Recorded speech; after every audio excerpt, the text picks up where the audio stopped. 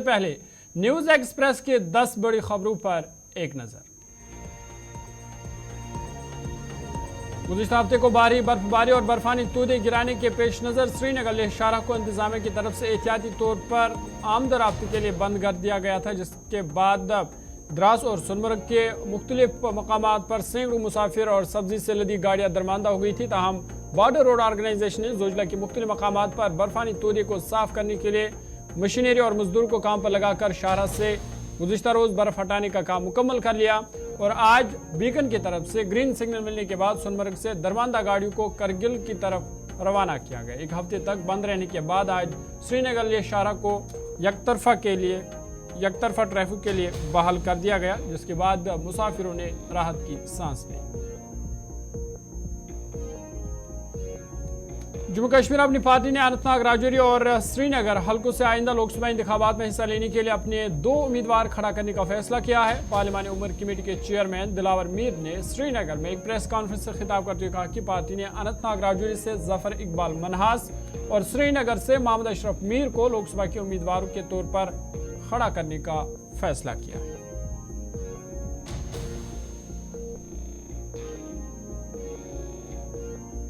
पार्लिमानी इंतखाबात के लिए भारतीय जनता पार्टी की मुहिम को तेज करने के लिए वज़ीर-ए-आज़म नरेंद्र मोदी 12 अप्रैल को उधमपुर डोडा पार्लिमानी हल्के के उधमपुर में एक बड़ी रैली से खिताब करेंगे, जबकि मरकजी वज़ीर दाखिला अमित शाह रायपुर जम्मू में 9 अप्रैल को एक बहुत बड़ी इंतखाबी रैली से खिताब करेंगे।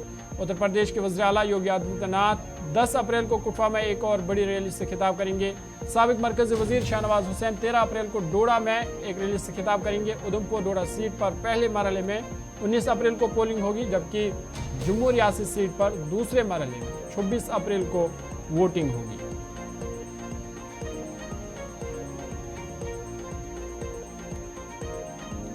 भारतीय फिजाइया IAF के एक अपाचे हेलीकॉप्टर ने लद्दाख में हंगामी लैंडिंग की, ताहम इस दौरान गैर मुनक़सिम खितों और ऊंचाई की वजह से हेलीकॉप्टर को नुकसान पहुंचा। ताहम जहाज में सवार दोनों पायलट महफूज है और उन्हें करीब तरीन एयरबेस पर पहुंचा दिया गया है। इधर IAF ने इस वाक़े की कोर्ट ऑफ इंक्वायरी का हुक्म दिया है।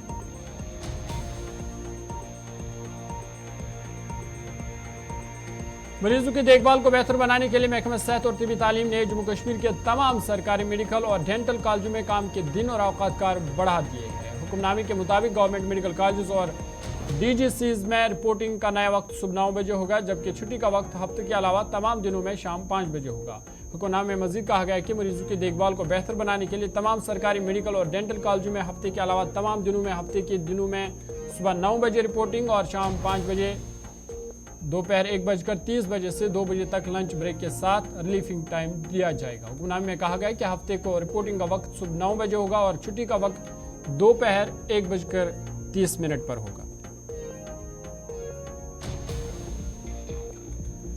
दिल्ली हाईकोर्ट ने शराब पॉलिसी में मुबैना गफलत से मुतल्लिक मनी लॉन्ड्रिंग केस में अदालती हिरासत में तिहाड़ जेल में बंद आम आदमी पार्टी के लीडर अरविंद केजरीवाल को वज़ीर आला के ओहदे से हटाने की हिदायत देने की मांग वाली दूसरी मफाद आमा अर्जी भी मुस्तरद कर दी।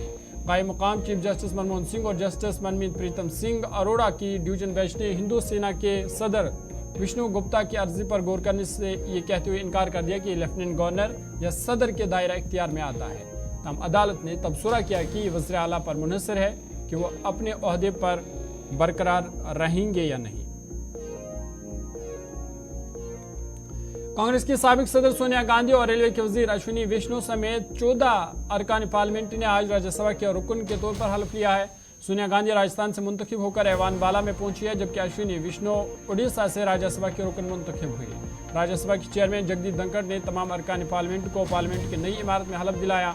कर्नाटक से Congress leader Ajay Maken, Uttar Pradesh BJP leader RPN Singh और मगरबी बंगाल से बीजेपी के सांबक भट्टाचार्य भी इन 14 लीडरान में शामिल है, जिन्होंने राज्यसभा के रुकन के तौर पर आज हलफ लिया।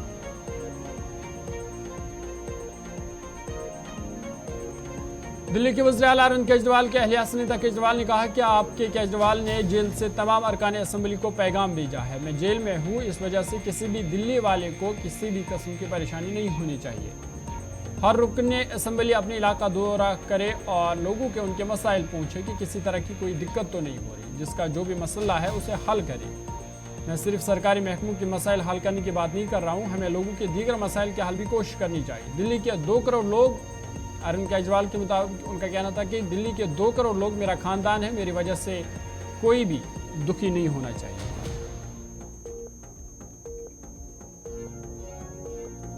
ईरान के शहर रासिक और चाबहार में बेक वक्त 2 पुलिस मिलिट्री पोस्टों पर दहशतगर्दों ने हमला कर दिया। ईरानी मीडिया के मुताबिक पुलिस मिलिट्री पोस्ट पर हमले में मुलव्वस 8 दहशतगर्द ऑपरेशन में हलाक कर दिए गए, जबकि 5 सिक्योरिटी एहलकार जाँ बहक हो गए हैं।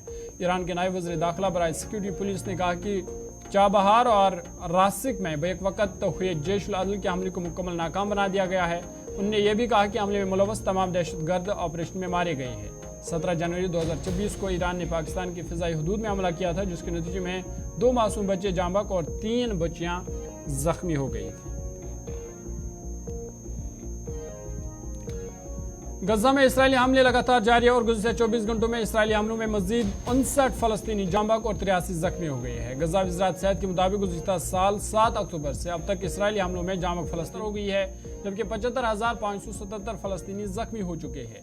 दूसरी जानिब इसराइली फौज की मगरबी किनारे में छापामार कार्रवाइयाँ जारी हैं, इसमें मजीद 3 फलस्तीनी गिरफ्तार किए गए हैं। इसराइल ने गजा में इंसानी हमदर्दी के कारकुनान को धमकाने के लिए हमला किया। इसराइल चाहता है कि इमदादी कारकुनान गजा से बाहर निकल जाए और फलस्तीनी भूख का निशाना बनते रहे।